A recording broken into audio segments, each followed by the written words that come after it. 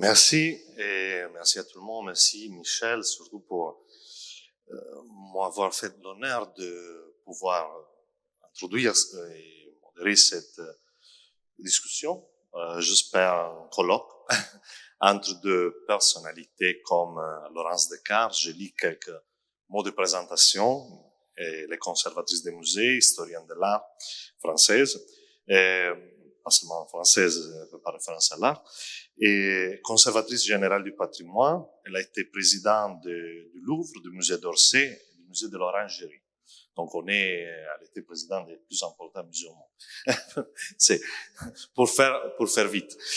Et elle est spécialisée de l'art du 19e siècle et du début du 20e siècle. Enseignante à l'école du Louvre, elle était commissaire de nombreuses expositions. Je cite quelqu'un, L'origine du monde, autour du chef-d'œuvre de Courbet. Jean-Paul Laurent, peintre d'histoire. Edward Burne-Jones, encore Courbet et la Commune. Thomas Eakins, une réaliste américain. Édouard Vuillard, Gustave Courbet, Jean-Léon Gérôme. Et encore le Louvre à Abu Dhabi, naissance du musée. Et encore Attaquer le soleil, hommage au Marquis de Sade. Apollinaire, Les regards du poète. La peinture américaine des années 1930, on voit qu'on a de références à l'art et à la littérature, mais je ferai retour sur ce point. Et encore Antoine Compagnon, membre de l'Académie française depuis 2022, professeur à Columbia University, New York. Et il a été professeur à Paris 4 Sorbonne, aujourd'hui professeur émérite au Collège de France. Il est connu comme écrivain, critique littéraire, historien de la littérature, mais aussi comme penseur, comme théorique de la littérature, notamment à partir de son grand livre, Le démon de la théorie, littérature et sans commun.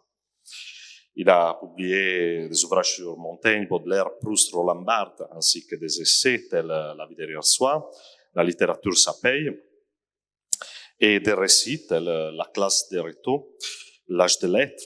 Il a inauguré l'émission radio et la collection Un été avec, consacrée aux écrivains, et avec un été avec Montaigne, et, par exemple. Et encore là, et c'est le cas de notre livre dont on parlera aujourd'hui, Univers avec, qui est dédié au printemps, avec Univers, avec Matisse. Et c'est vraiment un honneur pour moi de pouvoir vous présenter. Je connaissais Antoine Compagnon parce que j'ai lu, je fais philo. Mais je me suis occupé d'esthétique et ça fait longtemps désormais. Et j'avais lu en italien Le démon de la théorie qui finalement je peux acheter en français, disponible aussi dans la salle. Mais ça a été vraiment un plaisir de découvrir un peu le grand travail culturel de Madame Descartes. Et donc, je vous laisse avec une première question.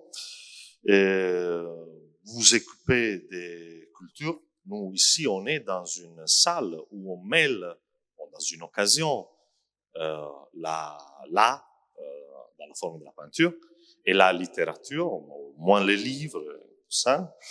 Et dans votre travail, on a une partie qui est faite d'études, de recherches, une autre partie pas séparée, dans laquelle vous cherchez de communiquer les fruits de votre travail de recherche, de votre réflexion. Quelle est, première question, la chose qui vous tenait plus au cœur quand vous vous adressez dans les différentes formes de vos activités au public? Quelle est l'idée des cultures que vous essayez de mettre en place, de réaliser, surtout par rapport aux personnes à laquelle vous vous adressez?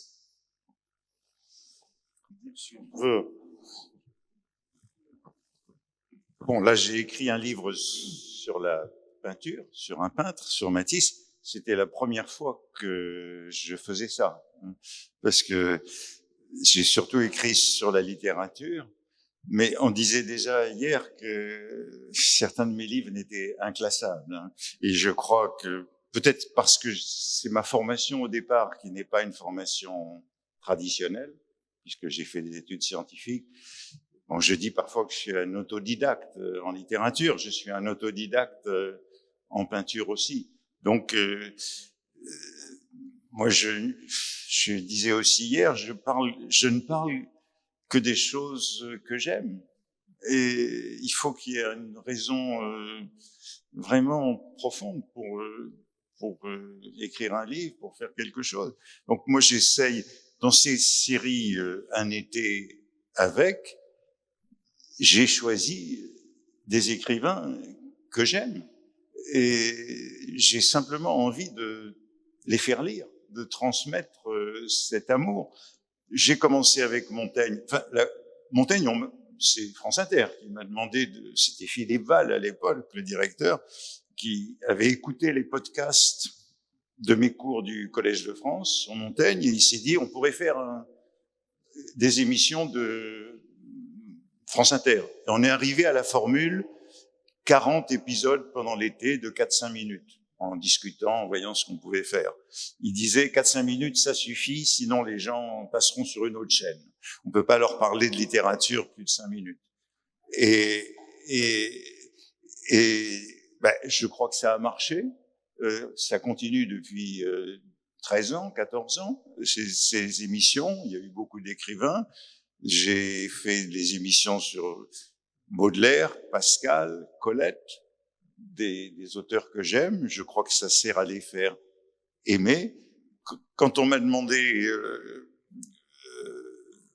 l'été dernier d'inaugurer une série sur la peinture, si je voulais inaugurer une série sur la peinture, je me suis dit pourquoi pas. Il fallait choisir le peintre. Il y en a beaucoup. Il y a beaucoup de peintres. Quelqu'un me demandait si Matisse était mon peintre préféré.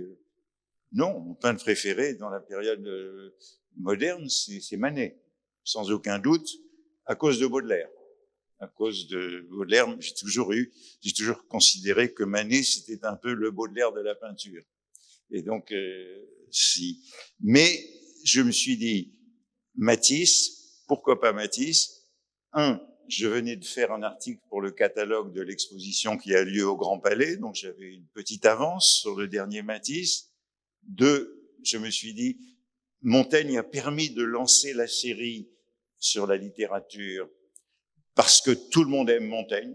Je crois que j'ai jamais rencontré personne qui m'ait dit que Montaigne était détestable. C'est pas le cas de Baudelaire. Il y a beaucoup de gens qui trouvent Baudelaire misogyne, réactionnaire, affreux. Pascal, tout le monde ne l'aime pas. Et je me suis dit que Matisse, c'était un bon choix pour inaugurer une série sur la peinture, parce que ça commence par M, comme Montaigne, ça commence par Emma, comme Manet, et puis il y avait l'exposition qui venait ce printemps et qui est magnifique. Donc, Matisse, ça me paraissait parfait. Alors, est-ce qu'il y a besoin de faire aimer Matisse? Non, mais c'est comme Montaigne. Il y a besoin de... J'étais très heureux quand je suis allé à l'exposition du Grand Palais, que je recommande à tout le monde qui ne l'a pas vu d'aller voir. J'ai beaucoup regardé ce qu'il y avait en librairie en sortant de l'exposition, et j'ai vu qu'il n'y avait pas de livre sur ce format, sur ce modèle. Donc,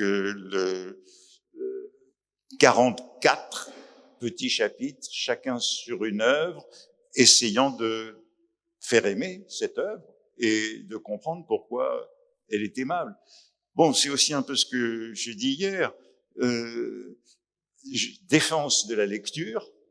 Mes livres défendent la lecture, notamment la littérature. Ça paye, il y a quelques années.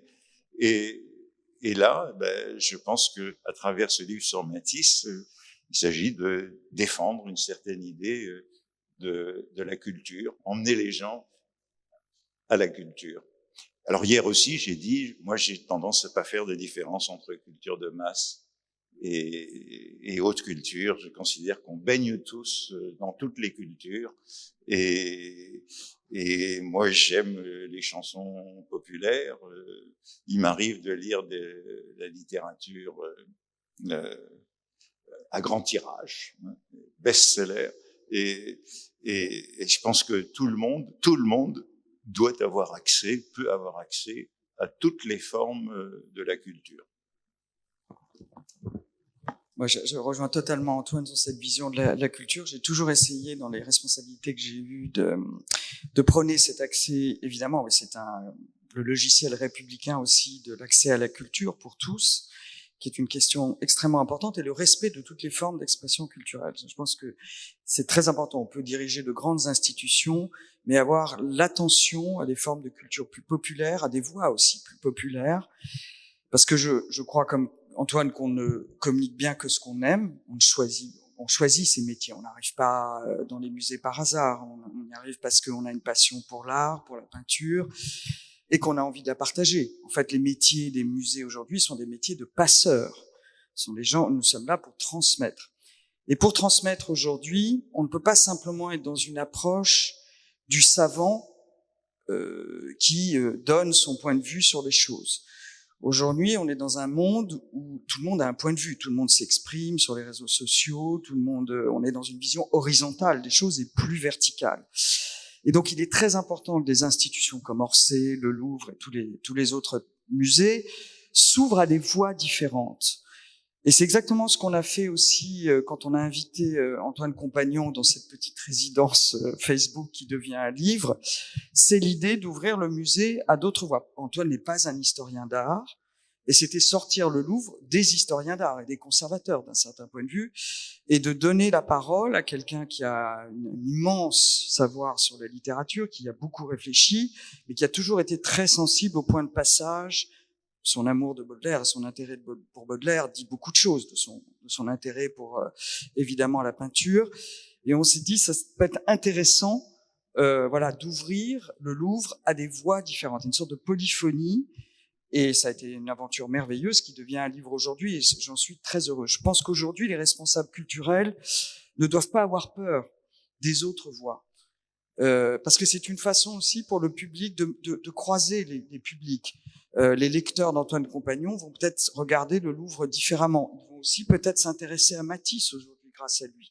Alors que quelquefois, les choses sont un peu cloisonnées. Vous avez un monde qui s'intéresse plus à la littérature, un monde qui s'intéresse plus à l'histoire de l'art. Et je crois beaucoup à ces croisements. Moi, je suis quelqu'un qui pense d'ailleurs que l'histoire de l'art est une science très impure par définition, et que c'est tant mieux comme ça, qu'elle attrape des choses très différentes de l'histoire culturelle, de l'histoire des sensibilités, et que c'est ça qui est intéressant. Donc, pour parler au public d'aujourd'hui, de demain, il ne faut pas avoir peur de mélanger les voix, mélanger les approches. Ça, je crois que pour moi, c'est une chose très importante. Et ça fait partie du processus d'accès à la culture du plus grand nombre, à mon sens. Et je crois normalement, si on parle comme ça avec quelqu'un, on peut considérer le musée comme, et il a été souvent considéré comme ça, comme un gardien du passé, une sorte de coffre-fort.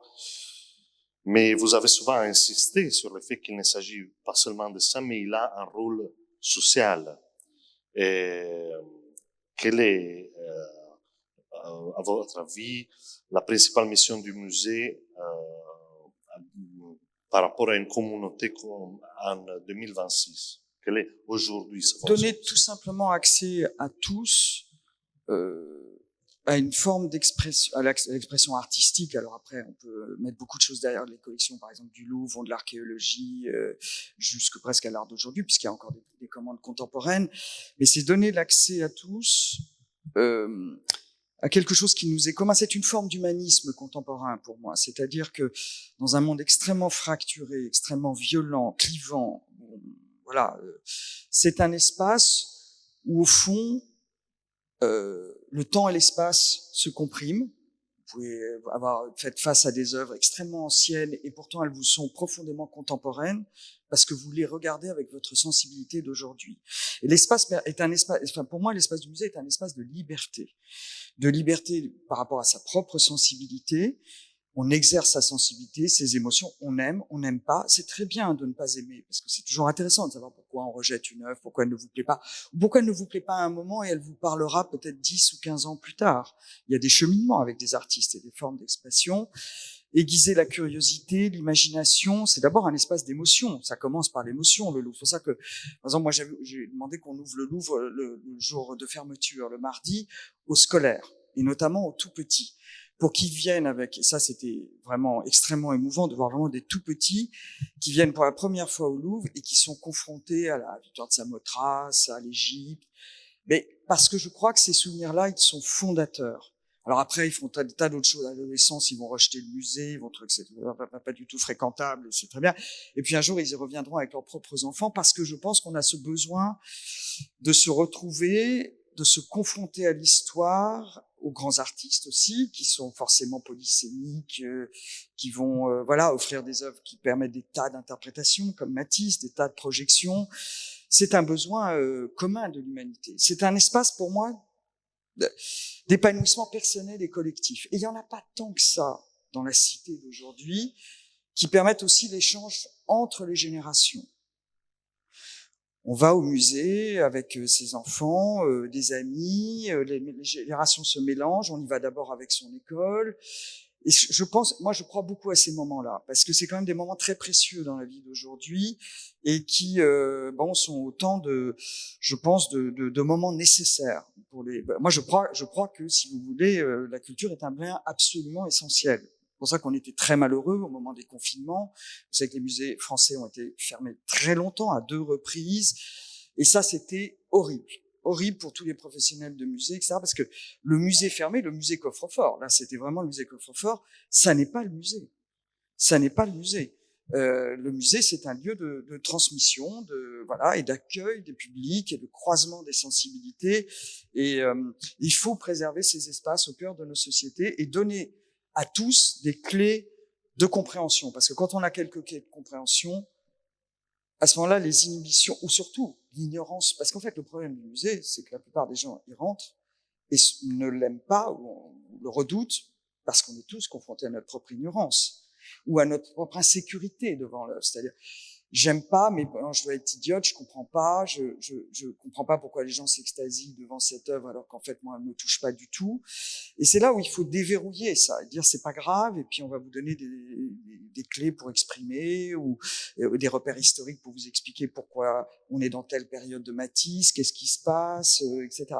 Ça, voilà, c'est vraiment le cœur, et je pense que c'est un exercice que l'on doit à tous nos concitoyens, et globalement, je pense que tous les directeurs de musées dans le monde vous diront que c'est le cœur de nos missions et que c'est plus important que jamais parce que ça fait tomber beaucoup de peur, beaucoup d'appréhension, de distance critique, de toutes sortes, et que le musée peut devenir aussi un lieu de débat et d'échange au cœur de la société. Il n'y a aucun problème pour ça.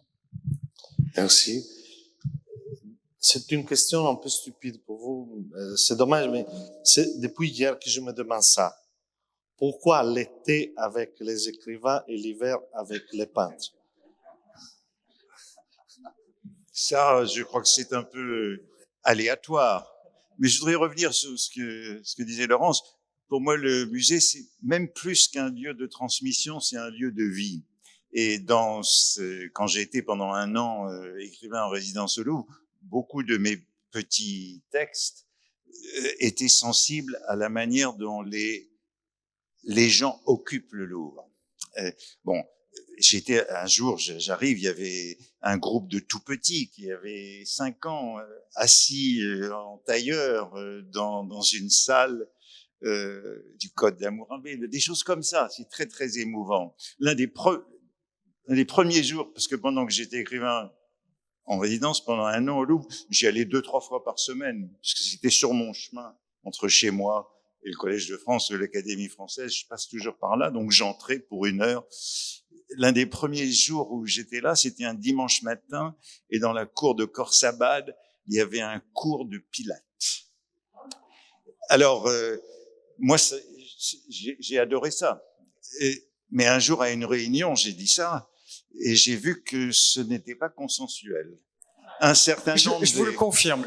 Un certain nombre des conservateurs étaient hostiles, et moi, ça me plaisait beaucoup. Je me suis assis dans le coin à regarder le cours, et ça me faisait penser à la fameuse scène de Zola où il y a la noce qui passe. Donc, et c'était déjà un lieu de vie du temps. Le Louvre doit être, tous les musées doivent être des lieux de vie. Et Et au fond, les musées français ont été un peu en retard dans ce... Nous sommes par rapport aux musées anglo-saxons, par rapport aux musées américains par et rapport anglais. aux Américains. Mais l'une de mes découvertes dans cette année au Louvre, c'est précisément tout le développement de la partie que je n'avais jamais vue jusque-là comme visiteur, qui est toutes ces salles de cours derrière le studio. Il y a tout un ensemble qui est très développé vers les enfants, comment amener les enfants. Je trouve que c'est très important. Moi, j'ai été très sensible à ça, dont je ne m'étais pas bien rendu compte avant de passer un an au Louvre. Et le Louvre et tous les musées doivent être des lieux où l'on se sent bien pour vivre. L'un de mes grands regrets, un de mes lieux préférés au Louvre, c'était la banquette circulaire au sous-sol des arts islamiques. Il y avait là un des seuls endroits où on pouvait se reposer, s'étendre. Mais cette section va être rénovée, ce dépendant va être rénové et la banquette va disparaître. Il y aura d'autres banquettes. Enfin, je ne suis plus en charge. C'est un grand combat des directeurs. En vivant au Louvre pendant un an, je cherchais les endroits où je pouvais m'étendre, me reposer, faire la sieste. Voilà. Il n'y en a pas beaucoup. Il n'y en a pas beaucoup. Mais dans un musée, c'est important. C'est important de pouvoir faire une pause. La durée moyenne d'une visite au Louvre, c'est 1h30. Oh, c'est même un peu plus. Comment ? C'est un peu plus. C'est très long, c'est 2h30 la durée moyenne. La durée moyenne ? Ouais. 2h30. Non. 2h30. Non, c'est très exceptionnel au Louvre. Très exceptionnel. Les chiffres qu'on m'avait donnés, c'était 1h30. Il y a un peu. Si on enlève la demi-heure de queue pour les toilettes à l'entrée, c'est peut-être ça. Et la pyramide.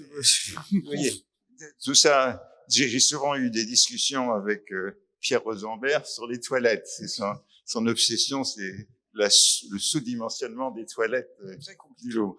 Mais évidemment, le Louvre tel qu'il est, il a été construit pour je sais plus combien de millions et je sais plus à combien de millions on est. 4 millions et nous sommes 4 millions et nous sommes à 9 millions. Et nous sommes à 9 millions, donc les toilettes c'était calculé pour 4 millions, donc vous voyez la dimension du problème. Mais voilà, c'est pour ça que je dis que tout ce souci du Louvre, ou de tous les musées comme lieu de vie, c'est très important. Il faut qu'on s'y sente bien et qu'on puisse s'y reposer, qu'on puisse voilà. Mais les musées français font un gros effort, même s'ils ont commencé un peu tard. Alors l'hiver, on avait commencé l'été avec les écrivains, tout simplement parce que Philippe Val m'avait demandé de faire des podcasts. Il voulait que ça soit toute l'année. Et moi, j'avais dit, je peux pas passer une année. Ça voulait dire 8 mois. Enfin, de septembre à juin. Ça me paraissait, j'allais ennuyer les gens. Ils allaient passer une autre chaîne que France Inter. Et j'ai dit, mais faisons plutôt 2 mois l'été. Donc, on est resté sur cette formule des 2 mois l'été qui a bien marché. Et donc, moi, il me paraissait qu'un hiver avec un peintre, un hiver avec Matisse, ben, on est ici chez Matisse, à Ajaccio. C'est ici qu'il a découvert la lumière. N'oublions pas que c'est un homme du Nord, Matisse. Il avait un peu découvert la couleur en Bretagne. Dans un séjour précédent, les tableaux de Bretagne ont un peu de couleur, ne sont pas comme des paysages sombres, mais c'est ici, en voyage de noces, qu'il a découvert la lumière, puis il l'a plus jamais quitté. Donc, Matisse, ben, c'est bien pour l'hiver, pour avoir de la lumière et de la couleur. Alors, je sais pas avec qui ils vont continuer, mais bon, il faut d'abord que le Matisse se vende pour qu'il continue. Mais je pense qu'on peut avoir beaucoup de peintres qui nous donnent du plaisir pendant l'hiver. Merci. Et encore une question un peu théorique. Quel lien vous voyez entre l'art figuratif, bon, l'art comme la peinture, bon, on peut évoquer aussi la sculpture. Moi, j'aimais du Louvre surtout la partie sculpture. J'ai eu la chance, quand j'étais étudiant à Paris, de faire une carte la première fois, un abonnement. Ça m'a permis à chaque fois qu'il venait quelqu'un de rentrer gratuitement, un moment pour moi, sinon ça aurait été vraiment très cher. Et donc, oui, je comprends bien, c'est un lieu où on va avec quelqu'un et on décide de lui montrer quelque chose. Pour la plupart des fois, pour moi, c'était Amour et Psyche de Canova. Et donc, je comprends bien cet aspect, mais là, je me demande quel est le rapport que vous voyez entre littérature et art comme sculpture, peinture. Quel est le rapport? Ben, moi, je suis tout de même un spécialiste de Baudelaire. Donc, revenons à Baudelaire. On vient de faire une nouvelle édition de la Pléiade de Baudelaire. Vous avez peut-être été sensible à ça. Elle a été publiée il y a juste 2 ans. Cette nouvelle édition de la Pléiade, elle est, bon, c'est la 4e édition de la Pléiade de Baudelaire. Hein. C'est lui qui a eu le plus d'éditions de la Pléiade. Mais la décision qui a été prise, c'est de faire une édition chronologique. C'est la première édition, non plus thématique, poésie, critique, etc. Une édition chronologique. De quoi s'aperçoit-on que Baudelaire a commencé comme critique d'art? Au début du premier volume, on a les salons. Et les textes qui seront publiés plus tard, ce sont des textes, Baudelaire n'a réussira pas à les publier, L'essai sur le rire, les caricaturistes français, les caricaturistes étrangers. Baudelaire, mais Gautier, depuis Diderot, nous ne pouvons plus séparer peinture et littérature. Au XIXe siècle, qui ont été les intercesseurs de la peinture? Ce sont les poètes. Jusqu'à mon collègue Zola Manet, enfin. Zola, Apollinaire, jusqu'à Yves Bonnefoy, mon collègue du Collège de France. Les premiers interprètes, promoteurs des peintres, depuis ce moment-là, en gros depuis Diderot, ce sont les poètes. Donc, ne séparons pas le rôle du surréalisme, le rôle, à tout moment, nous avons cela. Aragon, Matisse. Le plus beau livre sur Matisse, beaucoup plus beau que le mien, c'est Henri Matisse roman, avec lequel j'ai passé beaucoup de temps. Un texte absolument magnifique. À l'exposition du Grand Palais, il y a le panneau avec les thèmes et variations d'Aragon, et on voit que ces hommes se sont aimés. Oui.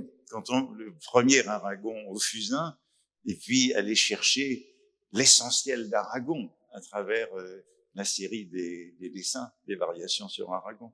Oui, voilà ce que j'aurais à dire. Ce sont les poètes qui nous ont fait aimer tous ces peintres. Même lorsque Baudelaire dit à Manet, vous êtes le premier dans la décrépitude de votre art.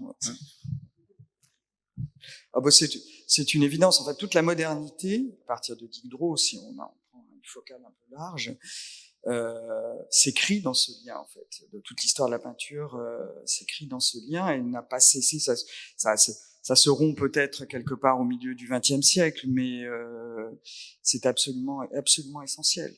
Absolument essentiel. Parce que la critique d'art, la critique du salon, des expositions, est d'abord souvent le premier gagne-pain de beaucoup de ces écrivains, et c'est devenu en fait un exercice presque obligé. Quand Apollinaire commence, en fait, il met ses pas dans Baudelaire. C'était fascinant. Moi, quand j'ai eu le bonheur d'organiser une exposition sur Apollinaire à l'Orangerie, j'avais d'ailleurs écrit un petit texte sur ce lien Baudelaire-Apollinaire dans leur rapport aux artistes et combien ça a été important dans leur construction d'écrivains, de poètes. Voilà. Donc on voit que là, tout est imbriqué. Et c'est magnifique. C'est ce qui donne une profondeur à tout ça absolument bouleversante. Une autre question, c'est peut-être un peu étrange, c'est-à-dire que c'est un peu le thème du présent, vous l'avez évoqué hier aussi, la question des AI et de l'intelligence artificielle. Je me pose une question sur les rapports entre auteur et œuvre. C'est-à-dire que, on a passé vous avez conduit de magnifiques réflexions sur ces rapports-là, Et aujourd'hui, on a affaire avec des auteurs qui n'ont plus ne donnent plus la même contribution à la réalisation de l'ouvrage, mais ça, c'est pas aussi dans les arts, aussi dans des arts figuratifs. Et les philosophes se posent toujours des problèmes un peu en avance ou en retard. Et donc là, en effet, je ne serais pas capable de nommer un chef-d'œuvre où je peux dire, en effet, on a un ouvrage réalisé par une intelligence artificielle qui tout le monde reconnaît comme quelque chose de génial. Mais on pourrait s'imaginer qu'un jour ça passera quelque chose comme ça. Et je trouve que ça change un peu l'idée du rapport entre l'art et l'œuvre et son auteur. Je ne sais pas si je vais réfléchir sur cette possibilité ou pas, et qu'est-ce que vous en pensez? Je peux vous dire que ce Matisse a été fait sans intelligence artificielle. Mais oui, ben, je disais hier que j'utilise quasi quotidiennement l'intelligence artificielle. On est obligé puisque nos interlocuteurs l'utilisent. Donc, chaque fois que je parle d'un sujet, je vérifie ce que le public attend, puisque c'est ce qu'on trouve dans l'intelligence artificielle, qui est une sorte de synthèse. Donc, à mon sens, c'est une grande incitation à l'originalité, l'intelligence artificielle. J'ai demandé il y a quelques semaines à l'une de ces intelligences artificielles, j'ai demandé quel était le prochain livre que je devais écrire. Et donc j'ai lu la réponse qui était très intéressante, puisque précisément c'est le livre que je ne dois pas écrire, puisque c'est le livre qui est attendu de moi. Vous voyez? Donc on est toujours obligé de consulter pour savoir ce qui est, comme Roland Barthes appelait, la doxa. Quelle est la doxa? Voilà. Donc voilà le livre que je n'écrirai pas. Vous voyez? Mais ça nous contraint, et ça contraint tous les créateurs à être très vigilants par rapport à l'intelligence artificielle. J'évoquais hier, non, je sais plus si je parlais des questions d'enseignement. Oui, j'en ai parlé hier, je crois. Hein. Le fait qu'on peut plus se faire d'examens parce que ils savent pas écrire à la main. Donc il y a plein de choses à inventer avec de ce. Moi, j'ai toujours aimé la technique parce que j'ai un passé d'ingénieur sans doute, et donc j'ai pas peur de la technique. J'ai pas peur du monde numérique, et je crois qu'il ne faut pas avoir peur de l'intelligence artificielle. Il faut l'utiliser, il faut la maîtriser. Je disais hier, nous avons maîtrisé la plume de fer. Ça a donné de très bons écrivains, la plume de fer. J'aime bien rappeler, je parlais d'Yves Bonnefoy. Quand tous les derniers livres d'Yves Bonnefoy, qui étaient très productifs dans sa dernière période de vie, chaque fois qu'on lui envoyait un mail, il répondait sur le champ, parce qu'il était sur son ordinateur. Et il était passé au traitement de texte, c'était un homme âgé, il n'avait pas peur de la technique. N'ayons pas peur de la technique, moi je n'ai pas peur de l'intelligence artificielle. En tout cas, on peut peut-être avoir peur de l'intelligence artificielle pour ce qu'elle fait, si elle fait la guerre, toute seule. Mais c'est une autre question. Mais pour ce qui est de la créativité des écrivains ou des peintres, moi je pense que c'est plutôt une incitation à la recherche, à la création, à l'originalité. Il y a toujours eu de la littérature industrielle. Il y a toujours eu de la peinture industrielle. Regardez Matisse, au début, quand il dit qu'il est dans la purée, il se demande s'il ne doit pas faire de la peinture qui se vendra. Il sait faire de la peinture qui se vendra. Il sait, lorsqu'il a 25 ans, 30 ans, il sait ce qu'il faudrait faire pour rapporter de l'argent à sa famille. Il a une femme, il a 2-3 enfants, il sait pas comment les nourrir, mais il pourrait faire de la mauvaise peinture. Il a parfaitement maîtrisé comment la faire, mais justement, c'est pas ça qu'il veut faire. Et je crois que l'intelligence artificielle, elle incitera de futurs Matisse à faire autre chose. Je rejoins complètement Antoine. À mon avis, c'est une opportunité pour les créateurs et pour la pensée. Parce que l'intelligence artificielle ne fait que brasser des données connues. Moi, je m'étais amusé, alors qu'on nous préparions le concours de la nouvelle entrée du Louvre, il y a quelques mois, à demander, en gros, dessine-moi une nouvelle entrée pour le Louvre. Et donc, l'intelligence artificielle, vous sortez une entrée dessinée par Franck Gehry, une entrée dessinée par Jean Nouvel, en reprenant tous les poncifs de ces grands architectes. Et donc là, on s'est tous dit, c'est tout ce qu'on veut pas, en fait. Et d'ailleurs, j'avais montré à Jean Nouvel le truc, sur le main sorti, il m'a dit, mais c'est une horreur. C'était un peu fou furieux, mais par ailleurs, enfin, voilà, ce que donne mais c'est intéressant parce qu'en 2 secondes, il vous sort une image qui est assez techniquement impeccable, hein, mais qui est, en fait, consternante dans la pauvreté de la réponse. Parce que c'est pas du tout ce qu'il fallait faire pour répondre à un certain nombre de questions. Et puis surtout, c'était une absence de créativité et de sensibilité absolue. Donc non, moi je suis pas.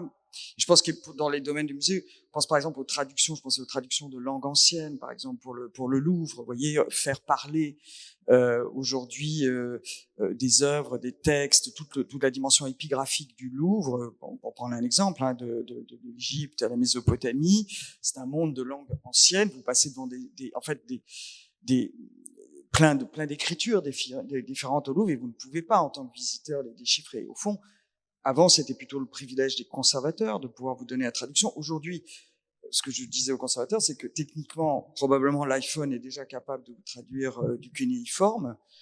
Mais ce qui va être intéressant, c'est ce qu'on va faire de cette traduction. Et c'est là que le conservateur, le savant, le spécialiste pourra dire, voilà, cette dédicace à tel temple, à tel dieu, etc., c'est ça, remettre dans le contexte, voilà pourquoi c'est là, pourquoi cet objet est très important dans les collections du musée, etc. Donc, ça va toucher les métiers aussi, je pense, et donc il y a une grande peur là-dessus aussi, évidemment, professionnelle, mais je pense qu'il faut l'apprivoiser, ne pas en avoir peur, bien sûr, bien sûr. Bon, merci. Je dirais que c'est le moment de passer vraiment au contenu du livre, c'est-à-dire Matisse. Sur ça, je pourrais vous lancer, mais vraiment, ça peut être un colloque aussi, si vous voulez poser des questions à ça.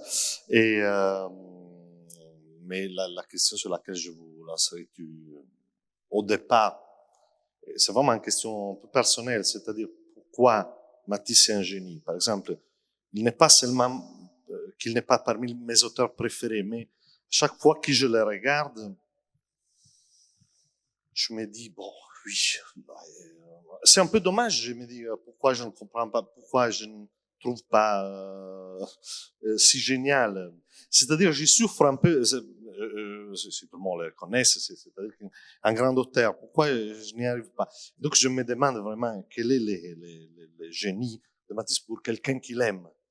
Quel est le génie? Pourquoi j'aime Matisse? C'est ça la question. Oui, c'est ça. Alors, j'aime Matisse. Bon, ce que j'aime chez Matisse, c'est les 2 grandes périodes expérimentalistes. La période 1904-1917 et la période 1941-1954. C'est 2 périodes de 13 ans pendant lesquelles il y a une sorte d'énergie et de renouvellement très rapide à travers le fauvisme, et puis très vite les curiosités pour le cubisme et l'abstraction. Et puis, à la fin de sa vie, la période où il est très diminué physiquement et où il est, à mes yeux, la parfaite illustration de ce que j'avais appelé dans La vie derrière soi, le sublime sénile. Ce vieillard, les plus grands artistes, ce sont ces vieillards qui sont capables de casser toutes les formes qu'ils ont eux-mêmes instituées. Et c'est ça que font les plus grands. Au lieu vous savez, il y a ces livres sur le late style qui est souvent la routine. Et Et les plus grands, ce sont ceux qui sont capables de sortir. Matisse, dans le livre qui s'appelle Jazz, écrit « Arrivée égale prison ». Cette équation. Lorsqu'on est arrivé, on est en prison. Puis il développe ça, et le mot de prisonnier revient 5 fois dans la phrase suivante. Il n'a pas peur de répéter. Il s'agit de sortir de la prison, de réinventer autre chose. Et dans la fin de sa vie, il y a toutes ces images qui sont très baudelairiennes sur l'enfant. Retrouver la naïveté de l'enfance. Les grands artistes, ce sont ceux qui sont capables de désapprendre. Et Matisse, il a tout appris. Il a suivi l'enseignement des beaux-arts, mais il a, à toutes les étapes, été capable de désapprendre. Il y a une très belle phrase que je cite quelque part de Charles Sterling, que j'admire beaucoup, qui dit exactement ça, que les plus grands, ce sont ceux qui sont capables d'aller au-delà des formes qu'ils ont eux-mêmes inventées, eux-mêmes instituées. Pour moi, c'est les plus grands artistes, que ce soit en littérature ou que ce soit en peinture. Donc, Matisse, pour moi, il est cela. Alors, je disais tout à l'heure à Laurence que l'une de mes difficultés en faisant ce petit Matisse, c'était Picasso. Que faire de Picasso? Il est très encombrant, Picasso. Et il traverse toute la vie de Matisse. Il se rencontre chez Gertrude Stein. Et à partir de 1905, ils sont constamment en rivalité jusqu'à la mort de Matisse. L'autre jour, je lisais, je ne connaissais pas cette phrase, le jour de la mort de Matisse, sa fille Marguerite appelle Picasso et pour lui dire « Votre frère », c'est comme des frères ennemis, mais pendant 50 ans, 1904-1954, Matisse est mort. Et on lui répond Monsieur Picasso est en train de déjeuner. Et alors, elle rappelle un peu plus tard, parce que ça la surprend, cette réaction de Picasso, et on lui dit Monsieur Picasso dit que puisque Matisse est mort, il n'a rien à dire. Mais c'est un grand choc, puisqu'en même temps, Picasso est en train de peindre toutes ces variations sur les femmes d'Alger de Delacroix, et qu'au premier plan de ces variations, il y a le nu bleu, la sculpture qui correspond au nu bleu, c'est une variation sur Matisse. Donc c'est évidemment une grande passion. Alors c'était compliqué parce qu'il est présent tout le temps. Je savais pas bien comment faire pour qu'il soit là, mais qu'il soit pas trop présent. Et je disais à Laurence que finalement je m'en suis sorti en établissant un pendant avec Cézanne, au fond minorant la place de Picasso, en disant, parce que pour Matisse c'est Cézanne le dieu, c'est Cézanne le maître, donc je pouvais faire une sorte de symétrie. Cézanne, ça marche bien. Ça marchait bien, mais j'y crois. Oui, non, mais c'est très vrai. C'est pas un truc rhétorique. Le dernier Cézanne, parce que je partage la passion l'intérêt d'Antoine pour l'œuvre tardive des peintres. Je pense que c'est une chose très, très passionnante. Un jour, j'y consacrerai peut-être une exposition, j'espère. Et le dernier Cézanne, qui est aussi celui qui casse tout, en fait, dans la solitude, il se remet constamment en question. Les Grandes Baigneuses, c'est une aventure complètement folle, qui va être décisive pour Matisse, décisive pour tout l'art du XXe siècle. Et je trouve que le parallèle entre ce dernier Cézanne et le dernier Matisse, cette espèce d'envoi final de Matisse des dizaines d'années ultimes, où il réinvente tout, mais même techniquement, parce que les papiers découpés, enfin, on a ces images extraordinaires qui sont projetées dans l'admirable exposition du Grand Palais, où on le voit dessiné, sculpté, dans le papier découpé. C'est absolument extraordinaire. La puissance créatrice de Matisse, qui va aussi être un moment décisif, notamment pour l'art américain, parce que votre Matisse, cher Antoine, est un Matisse très américain. C'est un Matisse très américain aussi, on pourra en parler, très présent dans les collections américaines et qui va beaucoup influencer les artistes. Je l'ai écrit à New York. Et oui, et c'est pas un défaut, hein, mais d'ailleurs le livre commence, votre premier choix, c'est la leçon de piano du MoMA, tableau totalement génial et très difficile en même temps, qui est une vraie énigme, qui reste une énigme absolue. Mais je comprends votre passion pour ce Matisse-là et le Matisse tardif. Et vous savez, je lisais votre livre au moment de la mort de David Hockney. Et Hockney, immense artiste, s'est réinventé jusqu'au bout. Je faisais le parallèle avec Matisse parce qu'il avait Hockney avait une grande passion pour Matisse. Mais Hockney sur l'iPad. La première fois que moi j'ai entendu dire, il y a une exposition à la Royal Academy des dernières œuvres de Hockney, c'était il y a 15 ans, sur iPad. Au début, je me suis dit, il est complètement gâteux. Enfin bon, voilà. J'y vais, le choc total. La réinvention devant un outil technique complètement nouveau. Et le Hockney des 15 dernières années, de Normandie. Moi, j'ai eu le bonheur de l'inviter à l'Orangerie avec Cécile Debré. On sortait du confinement. J'ai retrouvé des photos l'autre jour où on était avec David à régler l'accrochage. Le bonheur que c'était. Il était très diminué physiquement déjà. Enfin, on retrouve des choses qu'on voit dans la vieillesse de Matisse, mais ça n'arrêtait pas. Le jaillissement, le bonheur de créer, la joie. Alors, en plus, il y avait vraiment quelque chose de joyeux, de drôle chez Hockney. Et ça m'a, en lisant votre livre et cet intérêt, évidemment, le tremblement du temps, l'admirable tremblement du temps, pour citer Chateaubriand, il est d'une fécondité chez Matisse ou comme chez Hockney, qui sont des choses qui sont des leçons de vie aussi, je pense, pour tous ceux qui reçoivent leur peinture et leurs œuvres comme des cadeaux. Je veux dire, c'est des vrais cadeaux.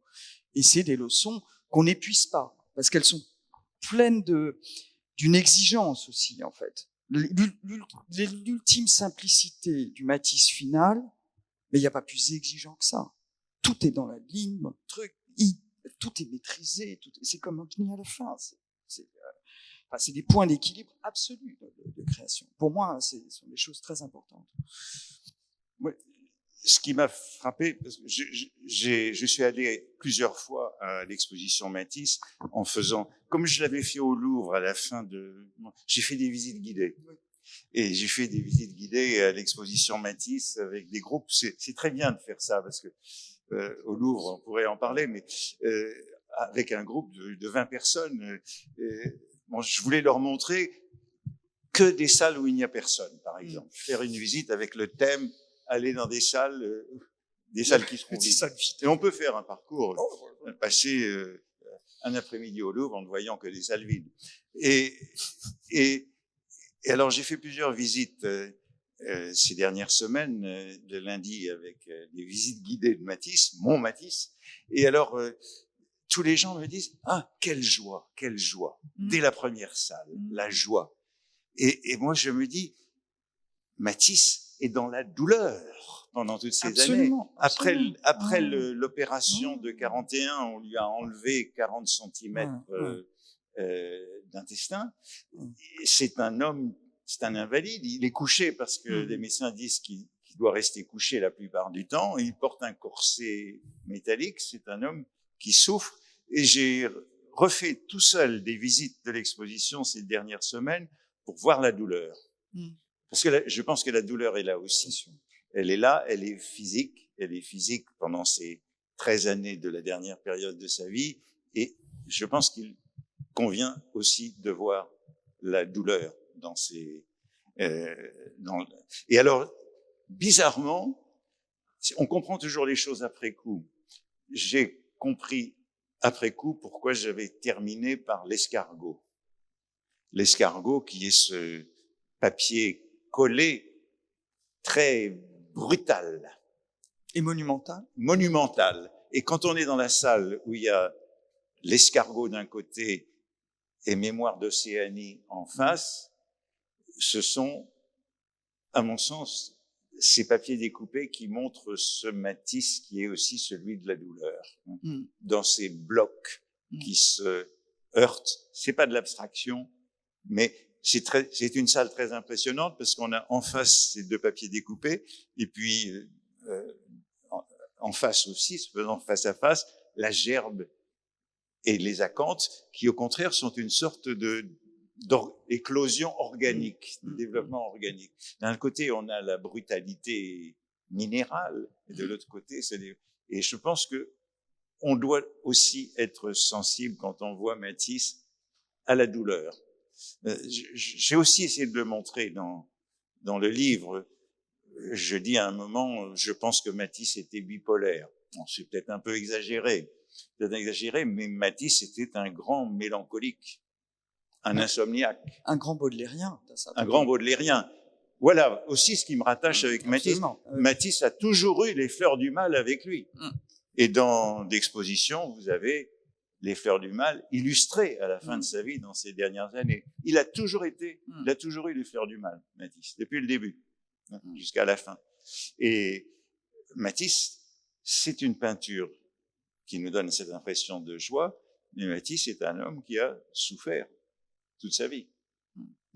N'oublions pas qu'il est venu à la peinture, il est malade alité à la fin de sa vie, il est malade alité lorsqu'il est clerc de notaire, il a une péritonite ou une appendicite non soignée, il doit être couché pendant des mois, et sa mère lui donne de la couleur. C'est comme ça qu'il devient peintre.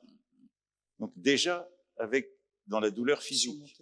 Donc n'oublions pas comment la douleur physique est présente dans cette peinture, qui a l'air une peinture d'hymne à la joie. Oui, tout à fait. Et qui ont aussi, ça c'est fascinant, la fameuse salle que vous évoquez, combien ce Matisse-là est celui qui va être immédiatement attrapé par toute une génération, et vous le dites d'ailleurs dans le livre, de peintres abstraits américains. Ça va être ça que Rothko, Motherwell, etc. Le lien est totalement immédiat. On est en 52. C'est extraordinaire parce qu'en fait, et vous le dites par rapport à Picasso, qu'au fond, c'est Matisse qui gagne peut-être le match de la transmission à la génération suivante. Picasso domine notamment le marché de l'art, mais au fond, cet ultime Matisse, c'est celui qui va le plus compter pour les grands artistes des années 50, 60, voire 70. Bon, il y avait David Kelly, mais il y en a beaucoup d'autres. Oui, bien sûr. Beaucoup d'autres. Et dans cette lutte Picasso-Matisse, Picasso l'emporte sur le marché. Mais en fait, tout ça est très faussé. Je dis, quand on compare le Picasso le plus cher et le Matisse le plus cher, parce que les Matisse qui vaudraient beaucoup, ils sont dans les musées.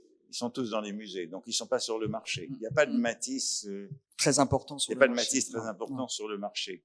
Vous voyez, les Matisse les plus importants, il y en a pas en France, d'ailleurs. Non, parce que Matisse n'ont pas été achetés très en France. tardivement achetés par Donc on a les Matisse aux États-Unis et en Russie, à Saint-Pétersbourg et à Moscou et à New York, à Baltimore et à Philadelphie. Mais en France, le seul Matisse de la période expérimentaliste, c'est celui du musée de Grenoble. Oui. Et il est au musée de Grenoble parce que Matisse l'a donné. Oui, parce qu'il y avait un très grand conservateur qui a André Farcy. C'est pas un achat. Parce que les achats de l'État de Matisse ne viennent qu'après la guerre. La tristesse du roi, tout ça, c'est vraiment. Les grandes entrées au Musée national d'art moderne sont tardives. Et au moment où ils viennent après la guerre, Jean Cassou est en concurrence avec les musées américains, pour ceux qui est encore sur le marché. Donc il n'y en a pas beaucoup de ces périodes en France. Et il y a eu un goût américain, c'est très intéressant, parce qu'on pourrait l'appliquer à des artistes du 19e siècle, parce que c'est le moment où aussi les musées américains achètent Caillebotte dans un autre registre, alors que complètement rejeté, on laisse sortir.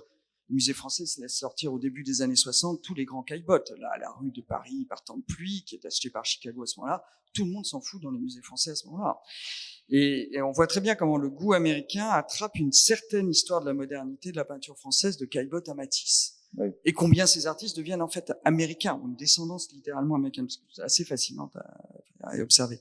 Mais ce qui est aussi intéressant dans ce dialogue malgré tout Picasso-Matisse, parce qu'il est là, c'est aussi combien aujourd'hui l'œuvre tardive de Matisse est célébrée comme un moment absolument magnifique, et combien par exemple l'œuvre tardive de Picasso reste complexe.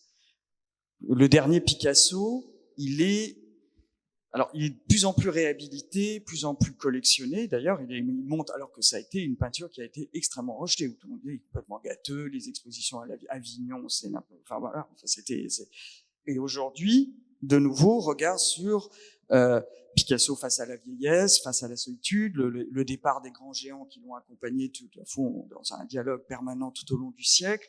Et ça, c'est aussi assez passionnant. Et je pense la réévaluation du dialogue Picasso-Matisse, il est permanent, en fait. Il n'est pas fini. Heureusement, il y aura des livres encore à écrire là-dessus dans les années qui viennent. Il y en a déjà beaucoup. Il y en a déjà pas mal. Et, il y en a déjà pas mal. Mais Ouais. il y en aura d'autres. On va vers la fin. Après, je ne sais pas si on aura le temps, peut-être, pour laisser quelques questions publiques. Mais je vous demande un tableau que vous trouvez parmi les plus intéressants et dont on pourrait en parler. Quel est votre tableau, les tableaux que vous trouvez plus intéressants? Alors, j'ai commencé le livre par la leçon de piano, parce que je dis que c'est le premier Matisse que j'ai vu quand j'étais adolescent, et je pense que on garde dans le cerveau l'empreinte. Pour moi, j'ai le premier tableau de chaque peintre, celui que j'ai vu, qui m'a marqué, donc je commence avec celui-là. Mais j'aime beaucoup Tristesse du roi. C'est un papier découpé, 1952. C'est un commentons-le puisque c'est celui que nous voyons. Pour moi, il est très très étrange parce que c'est au fond le tableau le plus classique de Picasso. C'est un tableau allégorique, c'est du Rembrandt avec le roi, le musicien et la danseuse, et c'est quelque chose de. Alors là aussi, à l'exposition, on le voit comme dans une sorte de chapelle, parce que on le voit après la chapelle de Vence. On voit ce grand papier découpé dans une salle où il est quasi seul, et on peut dire que c'est l'un de ceux qui ont été achetés par l'État, justement. Il a été acheté. C'est très étrange parce que quand Jean Cassou a voulu l'acheter pour le Musée national d'art moderne, on a proposé à Matisse de le prendre gratuitement, comme une maquette de tapisserie. Et il y aurait eu 2 tapisseries faites sur cette maquette. On l'aurait payé en lui donnant une tapisserie de cette Tristesse du roi. Et Matisse a refusé ce marché qui était proposé, et justement insisté sur le fait que c'était une œuvre unique. Les papiers découpés sont des œuvres en tant que telles et uniques. Oui, vous voyez, moi je choisis quand même dans la période expérimentaliste de Matisse, et sans doute, oui, la leçon de piano qui est restaurée, et puis dans la période dernière, il y en a beaucoup que j'aime beaucoup. Je disais à Laurence, mon regret, j'ai un regret dans le livre. Si je devais faire une seconde édition. Oui, alors j'ai dit à quelqu'un, mon regret, c'est de ne pas avoir inclus un intérieur de Vence. C'est la dernière série, c'est l'adieu de Matisse à la peinture. En 46-48, il y a la série dernière peinture avant vraiment le papier. Les intérieurs de Vence. Et la raison pour laquelle je n'ai pas inclus d'intérieur de Vence, c'est parce que le plus fameux des intérieurs de Vence, c'est l'intérieur rouge, le grand intérieur rouge qui est au Musée national d'art moderne à Paris. Mais comme je ne pouvais pas éviter l'atelier rouge, le grand atelier rouge de New York, je voulais pas dans mon choix, je pouvais pas avoir 2 peintures rouges all over, comme on dit. Donc j'ai écarté l'intérieur rouge et j'en ai pas mis d'autres. Et alors là, on en a vu 2 ce que vous nous avez montré tout à l'heure, et il y a l'intérieur jaune qui est là, que j'aurais sans doute dû choisir, mais c'est pas celui-là que j'aurais pris. Celui qui est le plus beau, si vous allez au Grand Palais, c'est la branche de prunier de la Fondation Agnelli à Turin, qui est alors, je disais, après avoir vu cette exposition à Yvon Lambert, je disais, ah voilà, la révélation, c'est ça. Alors, il m'a dit, faites-moi une plaquette sur, sur le papier, le tableau de... Vous voyez, voilà. Donc, on peut avoir un regret quand on a fait un livre. J'ai fait une erreur, j'ai pas inclus un intérieur de Vence pour l'adieu à la peinture. Voilà. Il aurait été là. Alors, moi, c'est aussi indissociable. Antoine Compagnon le dit très bien. Moi, je suis aussi très sensible au moment et au lieu où vous découvrez les peintures. Et c'est vrai que moi, Matisse passe par les États-Unis. Matisse est un artiste que j'ai vraiment appris à aimer et à découvrir dans les musées américains. Alors, notamment au MoMA, moi, c'est l'Atelier Rouge du MoMA qui a été une espèce de coup de cœur absolu. D'ailleurs, il y a eu une expo merveilleuse qui avait été dédiée au tableau qui est venu à la Fondation Vuitton, d'ailleurs, qui était au MoMA à la Fondation Vuitton. Et puis un autre tableau, alors très radical, qui est à Chicago, que vous évoquez aussi, qui sont ces femmes à la rivière, qui a été pour moi un choc, parce que là, j'ai compris le lien avec la peinture américaine, en fait. Et quand vous êtes à Chicago, dans la collection de Chicago, dans les merveilleuses salles aujourd'hui, d'ailleurs, refaites de l'Art Institute, entouré par cette architecture américaine, etc. Tout d'un coup, vous avez comme une évidence de tout un moment de l'art du XXe siècle, en fait, qui est déjà en gestation dans un tableau très étrange, très très radical, une fois de plus, de Matisse. Et ça m'a fait basculer vraiment dans l'amour de cet artiste, qu'en France, on a peut-être trop réduit à cet art un peu calme, bourgeois, enfin toute cette période de l'entre-deux-guerres qui est très présente dans la collection de l'Orangerie. Malheureusement, la collection Walter Guillaume s'est allégée de certains tableaux absolument radicaux, dont celui de Chicago, qui en fait fait partie de la collection de Paul Guillaume, mais qui devrait être aujourd'hui à l'Orangerie. Et ça aurait tout changé. Voilà. Et voilà, il y a eu quand même une incompréhension. Il continue à y avoir une incompréhension autour de Matisse, de cet artiste confortable. Alors c'est la fameuse phrase un peu maudite, la peinture comme un bon fauteuil confortable. Et ça lui a joué des tours terribles je pense dans sa compréhension, notamment en France, par rapport à Picasso, en tout cas, certainement. Oui, alors il y a cette période-là, en effet, la France a perdu ses... Incompréhensible. Mais c'était la veuve qui n'est pas. Qui avait des goûts plus bourgeois que... Oui. Voilà. Puis il faut tout de même, on n'a pas mentionné tous les tableaux qui sont à Saint-Pétersbourg et à Moscou. Alors c'est vrai que un de mes confrères à l'Académie, qui est Dominique Fernandez, qui est très tourné vers l'Union soviétique devenue la Russie, m'a dit, votre Matisse est trop américain. Parce que, en effet, je l'ai écrit à New York l'automne dernier, donc avec les tableaux de la région. Et je me suis rendu compte en faisant ce livre que il était beaucoup plus facile de faire chaque petit chapitre sur une œuvre que je venais de voir. Je passais 1 heure devant l'Atelier Rouge, je rentrais chez moi et j'écrivais.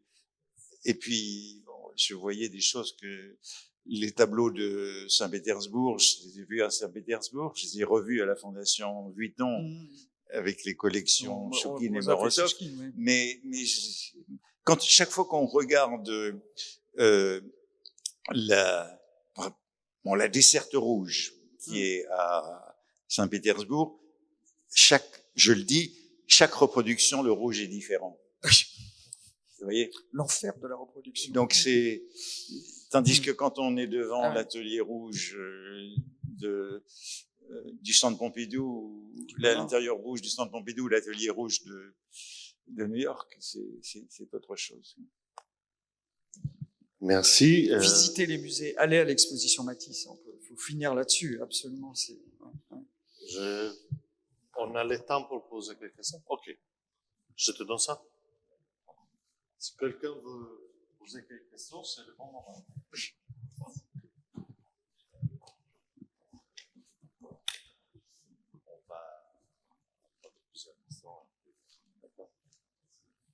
Personnellement, j'ai gardé en mémoire le musée Matisse à Nice et je me questionnais sur le fait qu'on l'évoque pas. Alors, je ne sais pas si vous pouvez nous parler un peu du musée Matisse à Nice.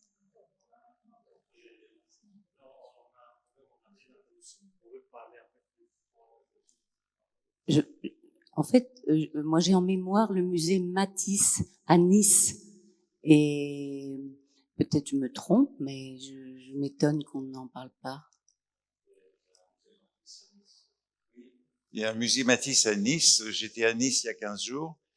Et malheureusement, je le connais, le musée Matisse, mais j'ai pas pu y aller parce qu'on préparait une exposition Matisse et Yves Saint-Laurent, je crois.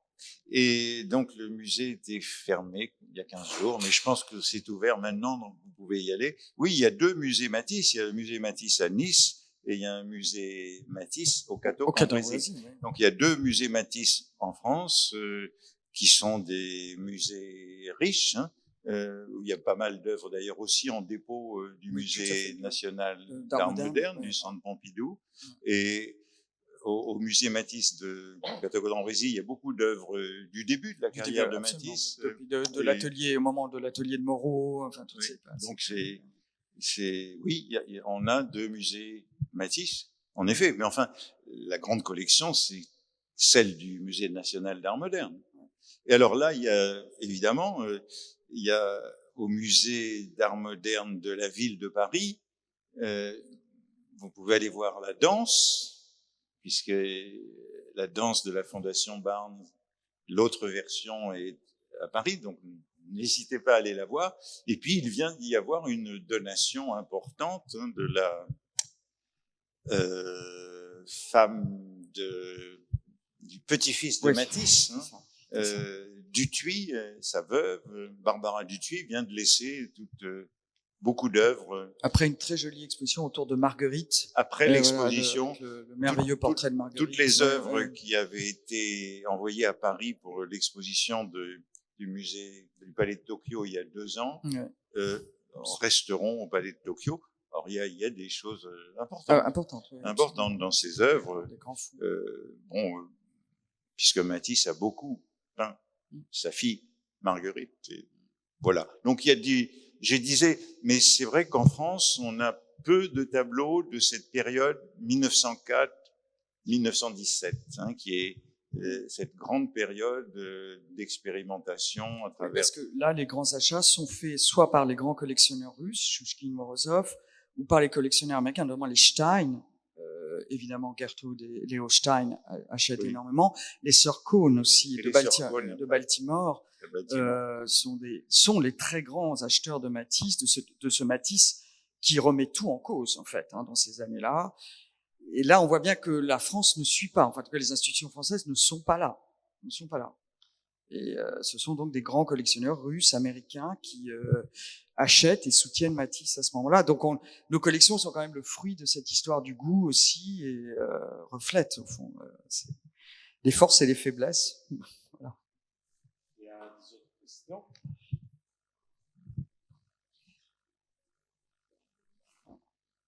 Oui, je pensais à ce que vous disiez sur le dialogue entre Picasso et Matisse, alors dialogue, émulation, rivalité.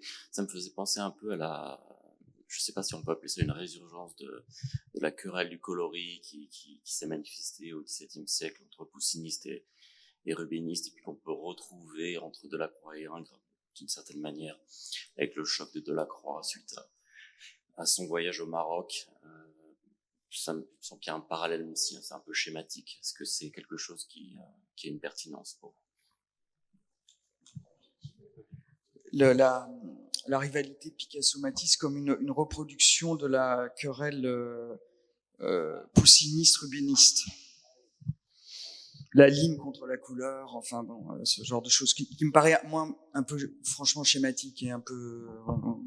Non, mais ce qui est intéressant avec Picasso, Matisse, c'est vraiment, surtout dans la période, la première période, c'est cette idée de surenchère constante.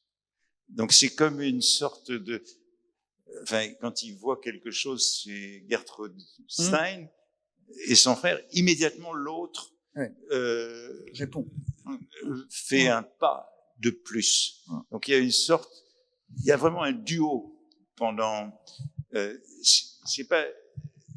C'est une rivalité très très complice à chaque moment, et je pense que c'est encore ça à la fin dans les dernières années. Quand Picasso rend visite à Matisse à Nice, il y a toujours cette idée de surenchérir. Et donc, c'est une sorte d'émulation constante. Hein. Donc,